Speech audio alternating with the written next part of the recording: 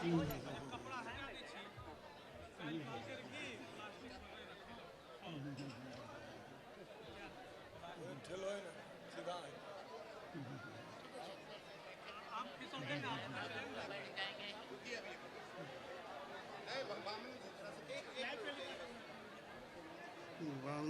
गुरुपद कंज कृपा सिंधु नर रूप हरि महामोहतम जासु वचन रहित धन्य धन्य सतगुरु सदा महिमा कहे न जाए।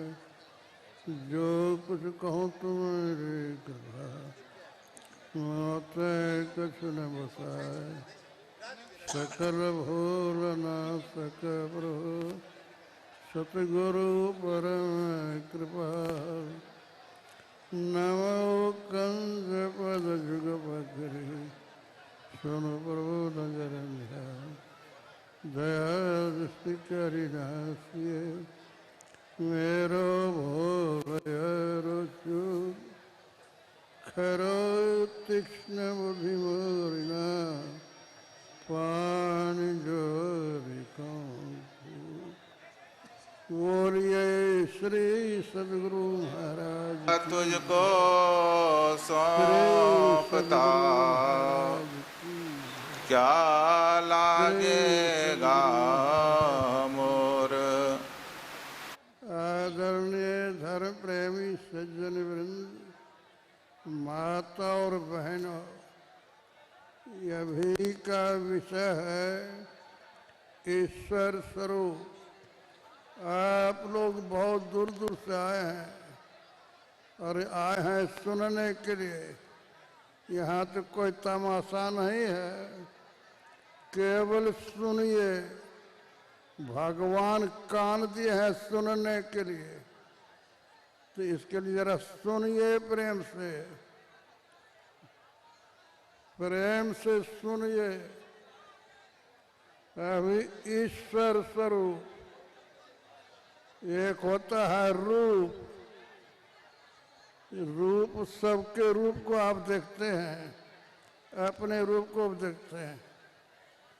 सबके स्वरूप को कोई नहीं देखते हैं, आप अपने स्वरूप को भी नहीं देखते हैं। भगवान श्री राम वाल्मीकि जी के आश्रम गए और वाल्मीकि जी से पूछते भगवान राम, इस जंगल में आप रहते हैं, मैं कहाँ रहूं? वाल्मीकि जी कहते हैं कि राम आप क्या बोलते हैं? राम स्वरूप तुम्हारा वचन अगोचर बुद्धि पर, आपके स्वरूप को कोई वचन से नहीं कह सकता, बुद्धि भी नहीं जा सकती है। अविगत है सब में आप, अपार, कहीं अंत नहीं है। मेरा शरीर तो शरीर आपका, आप कौन है?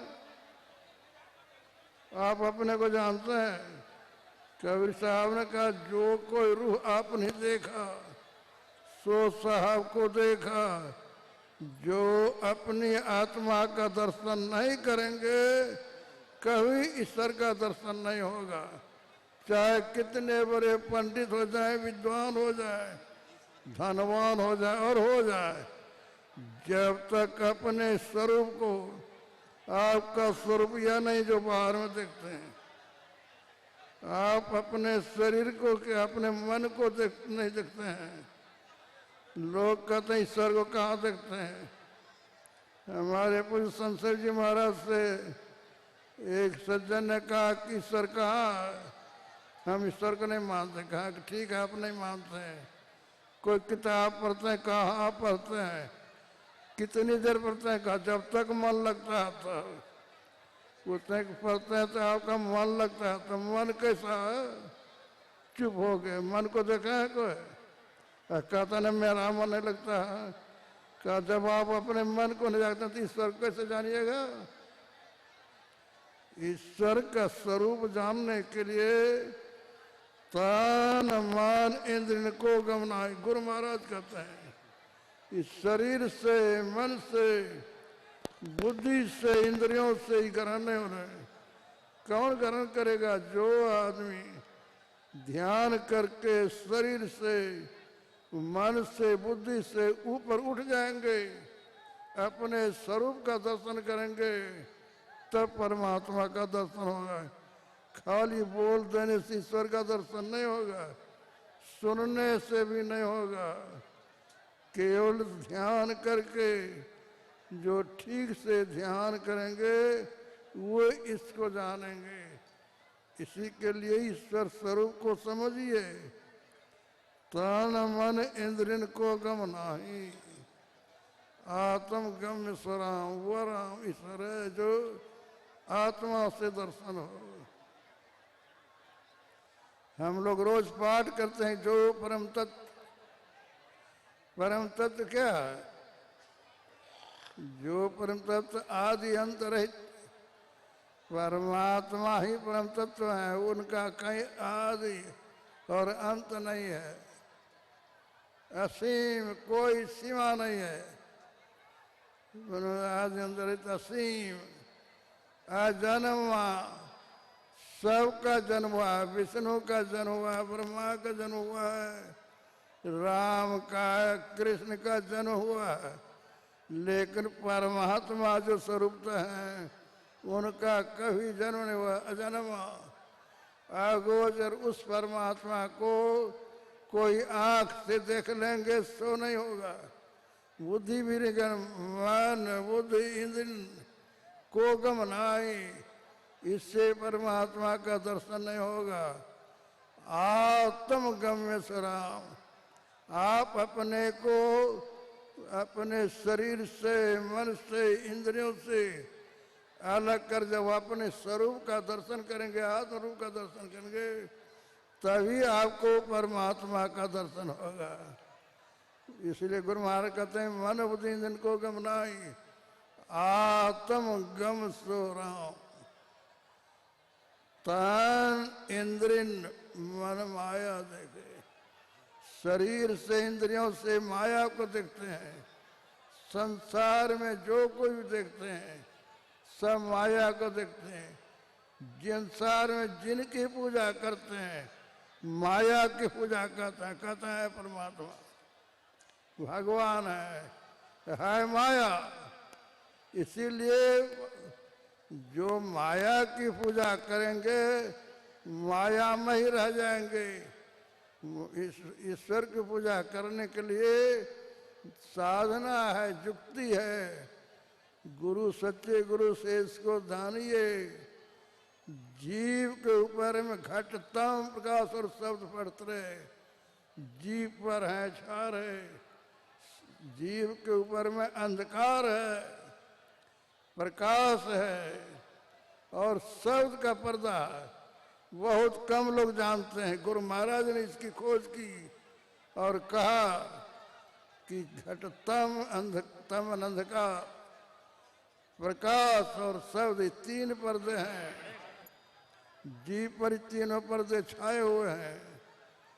करी दृष्टि और धुन योग साधन, इन तीनों पर्दों को हटाने के लिए दृष्टि योग की साधना है और सब साधना है।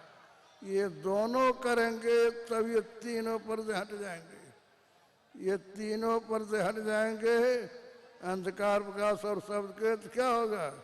इनके हटे माया हटे, तब माया हटेगी। जो इस साधना नहीं करेंगे कभी ईश्वर का दर्शन नहीं होगा। गिरह बांध लीजिए। इसलिए कहीं तिनके हटे माया हटेगी, प्रभु से होगी एकता, फिर द्वैतता कितना रहेगी। असमंदिर चाहिए। इसको अच्छी तरह से सुनकर समझकर मनन कीजिए।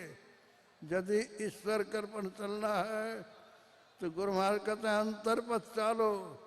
बाहर में कभी किसी को ईश्वर का दर्शन नहीं हुआ है और न होगा। अंदर में चलिए गुरु युक्ति जानकर, अंतर पथ चाहो, प्रभु को पाओ, तो बुद्ध पर को पाएगा तो विश्राम, तो शांति मिलेगी। इसलिए कबीर गुरु महाराज कहते हैं इसके लिए ईश्वर खोजने के बाहर में जाओ। अपन निज तन में खोज सज्जन, बाहर न खोजना, अपने ही घट में हरि हैं अपने खोज। कैसे खोजिएगा? खोजने का तरीका बतलाते हैं। दो नैन नजर जोड़ के एक नोक बना के, आंख दो है, दोनों को जोड़ कर ही एक नोक कैसे बनाएंगे? इसीलिए इसकी युक्ति है, सच्चे सदगुरु से इसकी युक्ति को जानिए। दो नैन नजर जोड़ के एक नोक बना के अंतर में देख, बाहर में अंतर में देखे, अंतर में देख, अंतर में खोजना।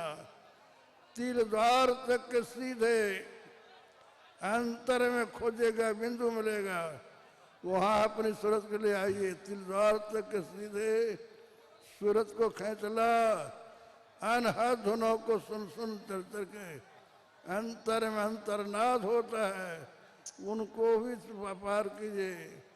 बजती हैं 5 नौबतें, सुनिए के अंदर में 5 मंडल है।